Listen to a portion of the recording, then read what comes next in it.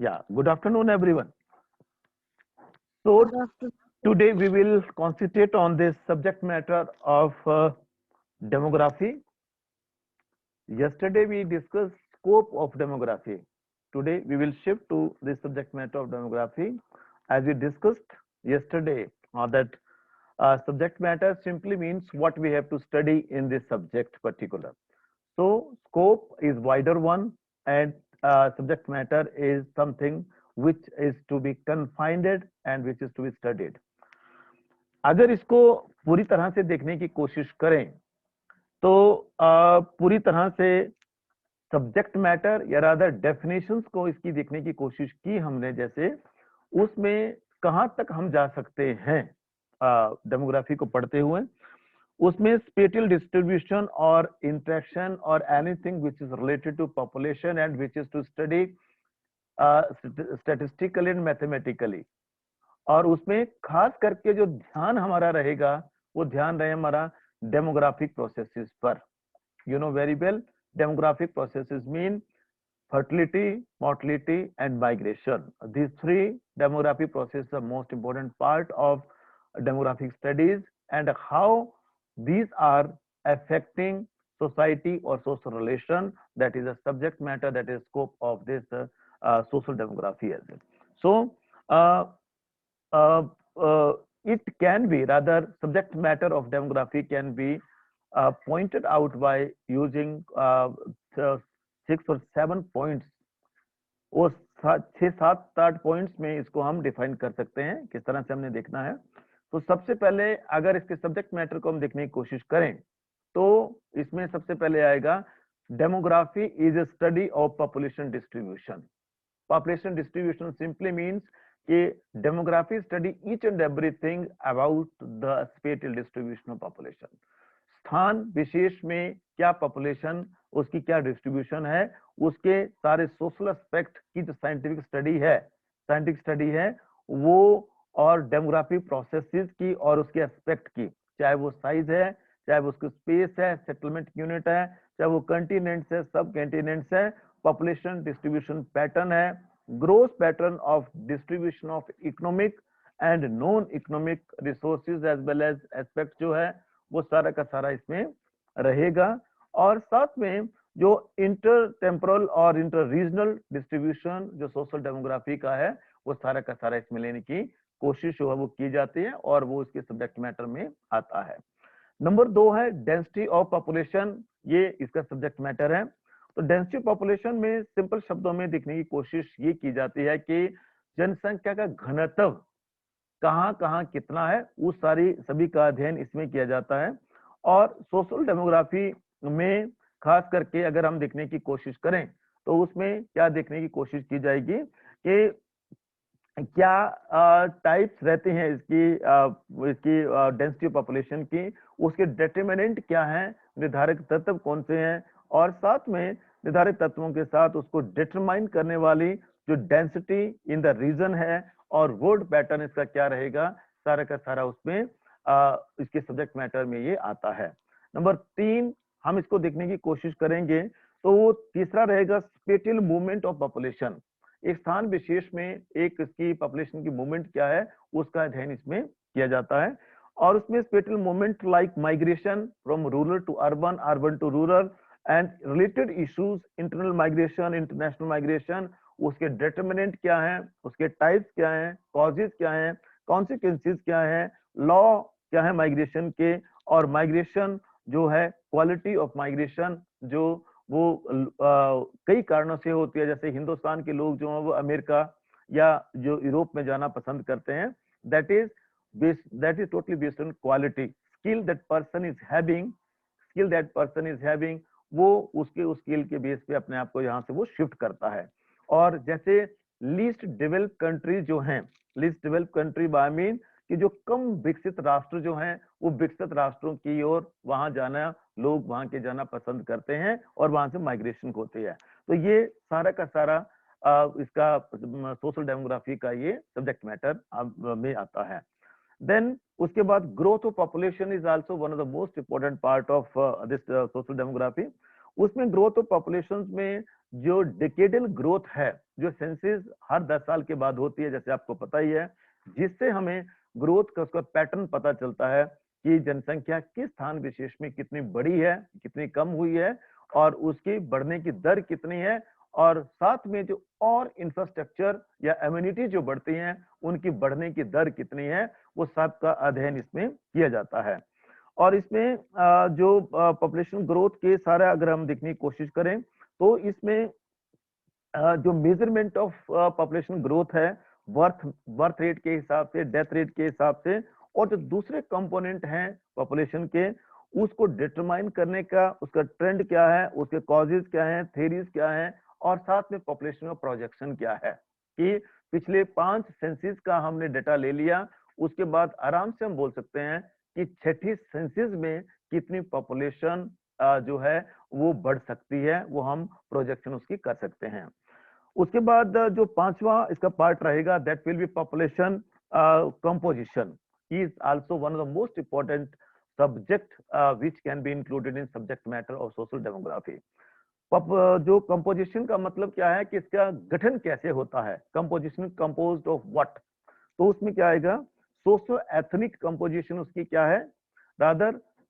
Ethnic के हिसाब से और सोसाइटी के हिसाब से, कास्ट कंपोजिशन उसकी क्या है, और साथ में एथनिक कलर के हिसाब से क्या है, रंग के हिसाब से क्या है, रेस के हिसाब से क्या है, धर्म के हिसाब से क्या है, भाषा के हिसाब से क्या है, एज के हिसाब से क्या है, सेक्स के हिसाब से क्या है, ऑक्यूपेशनल स्ट्रक्चर क्या है, मैरिटल स्टेटस क्या है, एजुकेशन एजुकेशन कंपोजिशन क्या है, इकोनॉमिक कंपोजिशन क्या है, डेंसिटी डिपेंडेंसी का रेशो कितना है, और वर्क फोर्स क्या है, एम्प्लॉयमेंट स्टेटस क्या है, ये इंडस्ट्रियल क्लासिफिकेशन क्या है, वर्किंग पॉपुलेशन कौन सी है, इनकम क्या है, एक्सपेंडिचर क्या है, ऑक्यूपेशन का जो ओवरऑल जो क्लासिफिकेशन है उसके हिसाब से पॉपुलेशन का क्या है,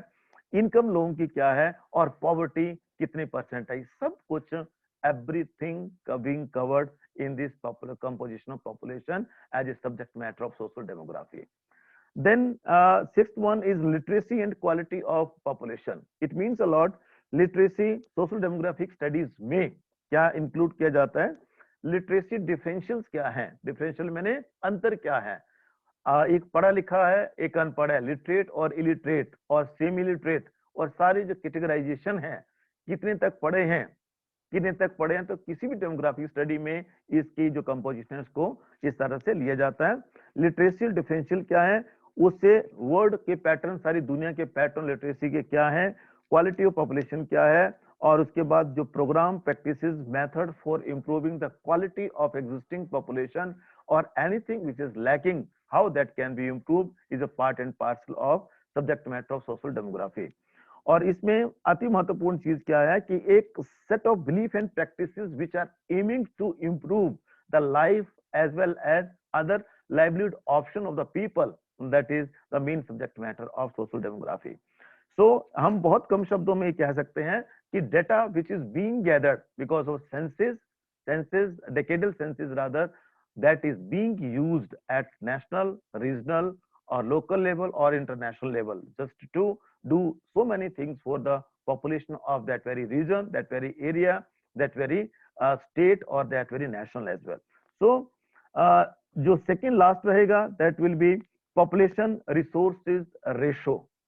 What is the proportionate balance between the population and the natural resources which are available in that very area is a major area of concern as a subject matter of social demography. So इसमें क्या होगा कि population growth जो हुई उसके हिसाब से हमारी क्या जो resources की growth हुई, क्या हमने उसमें technological innovations किए, and we should not forget the Malthus theory over here. Malthus, Thomas Malthus ने एक थ्योरी दी है कि जो रिसोर्सेज और जो पॉपुलेशन के दोनों के बीच में बहुत बड़ा अंतर रहता है, जिसे हम थर्ड यूनिट में जाके आपको डिटेल में बताएंगे। और उसमें उन्होंने सीधा सिंपल कहा है कि ज्योमेट्रिकल और अर्थमेटिकल रेशो के हिसाब से रिसोर्सेज और जो पॉपुलेशन बढ़ती है। तो हमें यहाँ रेशो का ध्यान रखना बहुत जरूरी है कि ऐसा ना हो कि पॉपुलेशन हमारे पास ज्यादा हो जाए और नेचुरल रिसोर्सेज हमारे पास कम हो जाए और लोगों को जीने के लिए फिर मुश्किल हो जाए और वो चीजें हमें ना मिले जो कि जिनकी की हमें जरूरत है, जिंदा रहने के लिए जो चीजें जरूरी हैं वो ना मिले। तो इन सब का भी ट्रेंड, और ताकि इन सबको चीजों को ठीक किया जा सके, और इसको पॉपुलेशन ग्रोथ को, रिसोर्स डेवलपमेंट को, पॉपुलेशन प्रेशर को, resource based theory of population है, ऑप्टिमम पॉपुलेशन है, अंडर पॉपुलेशन है, ओवर पॉपुलेशन है, everything is being included in the subject matter of sociology, this social demography। और खास करके पॉपुलेशन एंड रिसोर्सेज रेशो का जहां तक ताल्लुक है, उससे संबंधित सारी की सारी थ्योरीज को भी और सारे इसके जो भी टॉपिक्स हैं उन सबको इसमें इंक्लूड किया जाता है। Last one is this geographical overview of world population is one of the most important. It is helpful just to compare the population of whole world with at regional level, at national level, so that one can compare the availability of natural resources as well as other resources with the other part of the world. So world population trend is the main thrust of this subject matter for the social demography. Population projection, world migration, distribution of world population, age-wise, sex-wise ratio, median age of population, life expectancy, economic, social, cultural, health, climatic and political indicators of world populations are also being studied as subject matter of social demography to obtain overall view of global population, world population rather, which are suitable just to frame the policies for development as well as for the upliftment of the population of any country, of any region. On the basis of this, it can be concluded that social demography जो है, it is a systematic study of various attribute of population, I mean कि population के, जनसंख्या के भिन्न भिन्न पहलुओं का, भिन्न भिन्न विशेषताओं का एक वैज्ञानिक अध्ययन है, और ये वैज्ञानिक अध्ययन आइसोलेशन में कभी नहीं हो सकता, और उसके लिए one has to be dependent और इंटरडिपेंडेंट,